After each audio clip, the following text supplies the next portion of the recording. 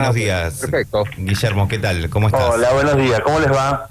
Bien, ¿qué sesión en la jornada del día de ayer? ¿Hiciste algunas marcaditas, bueno, como lo hizo la mayoría de la oposición, el Frente de Todos y el bloque al que pertenece Victoria de Vélez, donde... Por un lado, vos hablaste de cuestiones de salud, también tu compañera Mercedes Landívar habló sobre las cuestiones de las tasas municipales. A ver, ¿qué está sucediendo con estos dos vecinos que no le colocan los marcopasos? No, en realidad se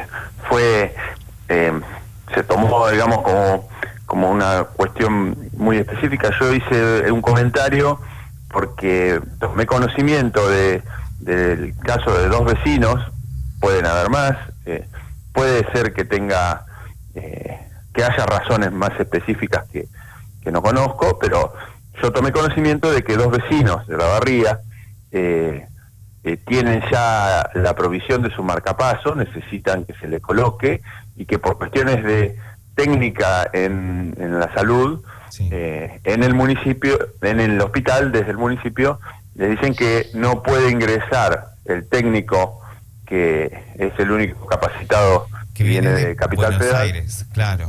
Exactamente, que está impedido de ingresar a la barría porque viene de Capital. Esa es la explicación que se dan en el hospital a los vecinos, a estos pacientes. Entonces, yo tomé conocimiento de eso, lo comenté simplemente en la sesión, porque justamente estábamos hablando en relación a un tema que estábamos tocando, que es el tema del ingreso de trabajadores especializados a la ciudad, sí, que están autorizados para las empresas con los requisitos que marca el decreto y el intendente, pero digamos, se les da autorización. Como el tema era un tema en cuestión, y como yo sé de ese caso, lo hice público simplemente para que se le busque la solución o se le dé una respuesta más acorde, simplemente para eso. Tengo la obligación de ver de qué manera velar por justamente que los vecinos de la barriada accedan a su servicio de salud. Y si la imposibilidad es otra, que se sepa claramente para que justamente los familiares y los vecinos no sufran la angustia de que ese es el impedimento. ¿Y a esto el bloque oficialista dio alguna respuesta? No, y tampoco yo la pedí específicamente al bloque oficialista porque sí entiendo que ellos no conocían o podían no conocer esta situación. Yo lo comenté porque justamente tomé conocimiento en las últimas horas y sí, era parte del tema que estábamos hablando. Ahora veremos, yo puedo aportar los datos de los vecinos a la Secretaría de Salud para ver si eso es realmente así y qué camino de solución le podemos dar, porque acá lo más importante es ver de qué manera se le da la atención que requieren a los vecinos, nada más que eso. Sí, ojalá que se sí, pueda en lograr. realidad, buen día Guillermo, ¿cómo te va? ¿Cómo andás? ¿Cómo estás? ¿Cómo anda todo? Bien. Bueno, vos hablaste de ese tema y la voz cantante sobre el tema de tasas la tuvo Ubaldo García, también habló Juan Sánchez, también dijo algo Germán Aramburu, y en Línea Noticias, en su página de hoy, dice que los concejales del oficialismo estuvieron muy silenciosos. ¿Qué crees que pasó en esa reunión y por qué y a qué le atribuís el silencio de los concejales que comanda Martín Endere? No sé por qué no esgrimieron argumentos en defensa del oficialismo. La verdad que no sé cuál es la decisión, sobre todo teniendo en cuenta que los temas que se están tratando requieren que los vecinos tengan una respuesta. A nosotros, a los concejales, en algún sentido nos eligen justamente para eso, para ser el contralor y para dar respuesta o para defender, en el caso del oficialismo, las políticas que implementa el intendente. Pero bueno, han tomado la actitud de estar en silencio, quizá porque los argumentos que hay para dar ya no completan justamente las demandas de la gente, porque lo que nosotros expresamos no es más que lo que a los vecinos le pasa.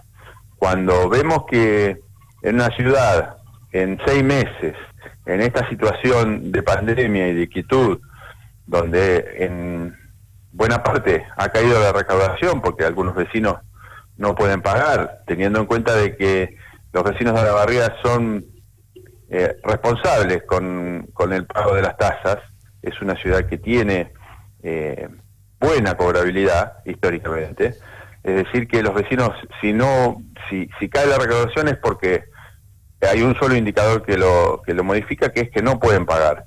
Entonces, en esa situación, aumentar el 66% de las tasas en 6 meses, con una pandemia, cuando hay muchísimos vecinos que no pueden ir a trabajar. Que se quedaron sin trabajo también. Y se quedaron sin trabajo.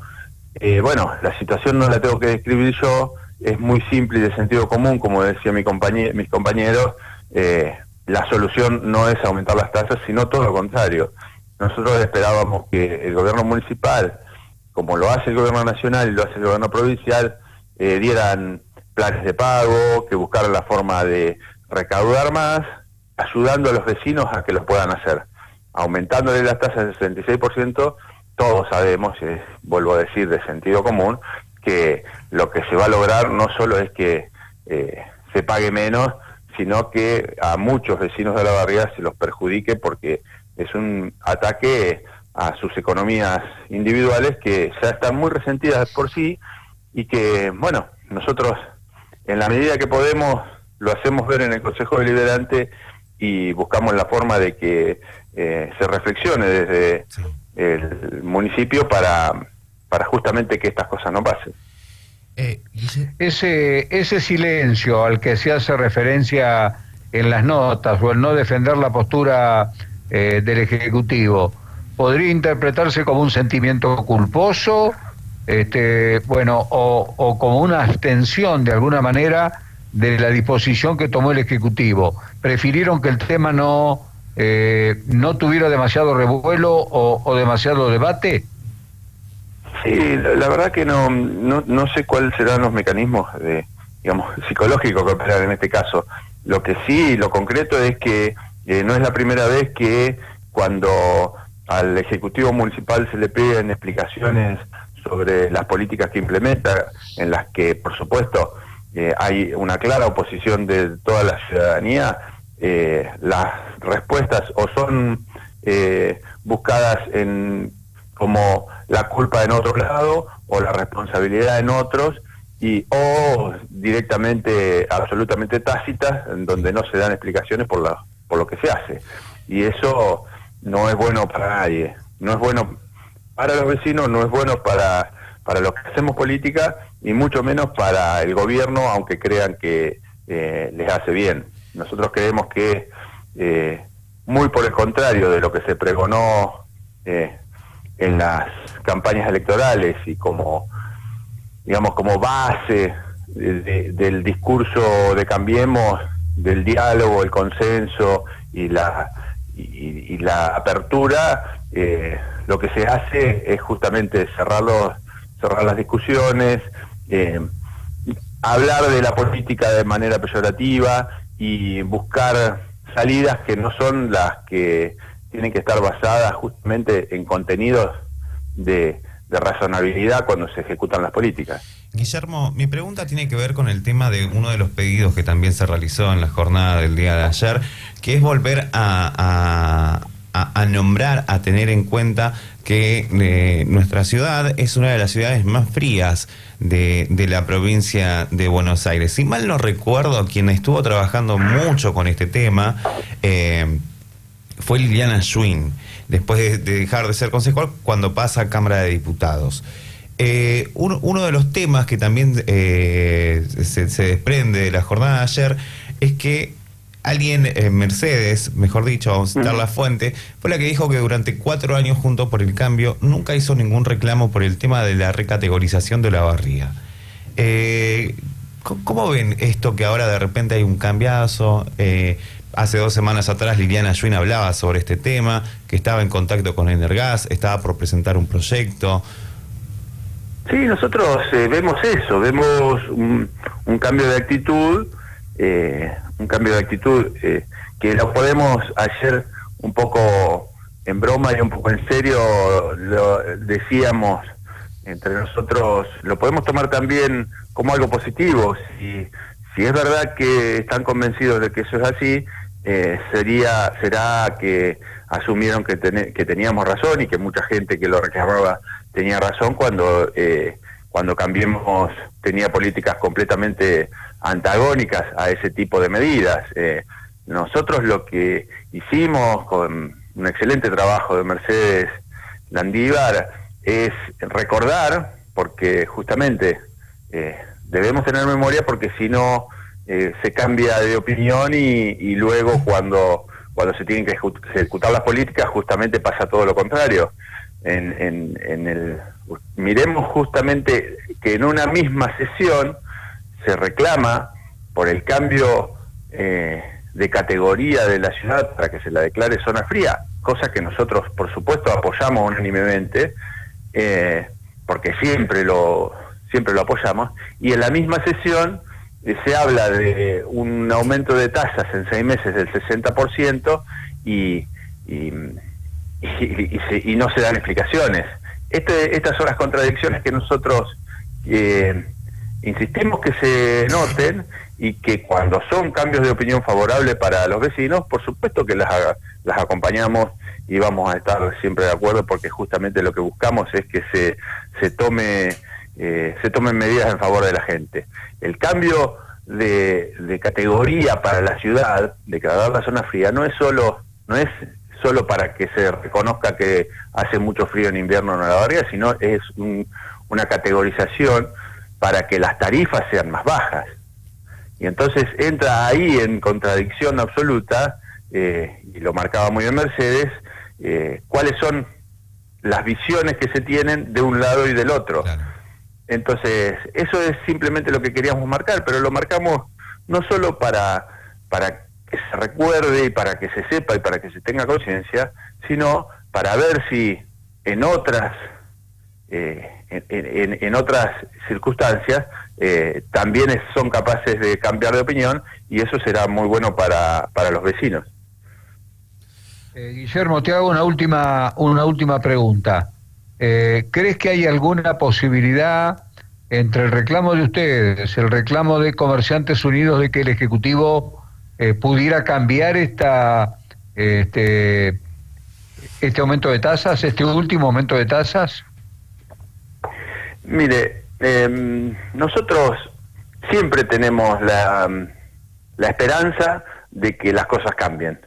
Hacemos política justamente porque queremos eso, y tenemos la esperanza de que las cosas cambien. Más cuando las políticas que se ejecutan a todas luces son injustas, inclusive inviables en algún sentido. Entonces, nuestra propuesta, nuestro llamado, nuestra voz está, digamos, direccionada en ese sentido. Nosotros buscamos que la mayoría de los vecinos acompañen lo que estamos diciendo, pero no para que nos den la razón, sino para que las cosas cambien. Y como decíamos recién, siempre está la posibilidad de que se cambie de opinión si tenemos los argumentos suficientes y en la medida que puedan irrebatibles para que esto sea así. Lo que nosotros hacemos es apelar justamente a la razonabilidad del intendente municipal y de su equipo, que está implementando estas políticas públicas, para que justamente retrotraiga la medida y de alguna manera empiecen a pensar políticas y mecanismos que ayuden a la gente a salir de esta situación, que es por demás difícil. Nosotros, lamentablemente, estamos en una situación en la que el municipio tiene una situación financiera muy grave, producto de lo que ya hemos dicho muchas veces, no solo en el Consejo Deliberante. el déficit del año pasado, del 2019, es de más de 354 millones, y eso fue producto de la campaña electoral del último semestre del año pasado. Ahora los vecinos no solo tuvimos ese déficit, sino que tenemos que revertir ese déficit con el esfuerzo de cada uno de los vecinos. Nos parece descabellado y tenemos que buscar los mecanismos para que haya una gestión eficiente y que los problemas que se ocasionaron se solucionen de la manera más racional. Guillermo, muchísimas gracias como siempre. Un abrazo a todos, gracias. Guillermo, Alejandro Esmale, una última cortita te pregunto. ¿Cómo andás? Hola, buen día. ¿Cómo estás? Bien, Buen bien. día. Buen día. En las próximas semanas o en los próximos días, Alberto Fernández va a oficializar lo que va a ser el nuevo Plan Procrear. ¿Tenés alguna información si Olavarría tiene algo le va a tocar o hay algo planeado? Nosotros ya estuvimos trabajando con el diputado César Belicenti, empezando a ver de qué manera vemos cómo insertamos a Olavarría en esta planificación nacional. Uh-huh. Así que en principio lo que se va a ver es cuáles son las condiciones generales de la planificación que hay a nivel nacional, cuáles son los lotes y las condiciones que desde el municipio y desde las entidades intermedias de Olavarría, como lo digo en el caso particular del SECO, sí. Se puede ver de qué manera se inserta en este plan que justamente no solo viene a buscar dar solución al problema de vivienda que es grave, sino que justamente va a ser una de las herramientas de reactivación del mercado interno, y nosotros vamos a estar trabajando fuertemente para que eso tenga el mayor impacto posible en Olavarría. Así que sí, seguramente en las próximas semanas vamos a tener novedades con respecto al tema, así que estamos con mucha esperanza de que eso se haga lo antes posible. Bueno, muchísimas gracias. Muchísimas gracias. Muchas gracias, muy amable. Bueno, muchachos, los invito a hacer una breve tanda y venimos con la concejal Victoria de Vélez, que estamos un poquito atrasados. Invierno 2020.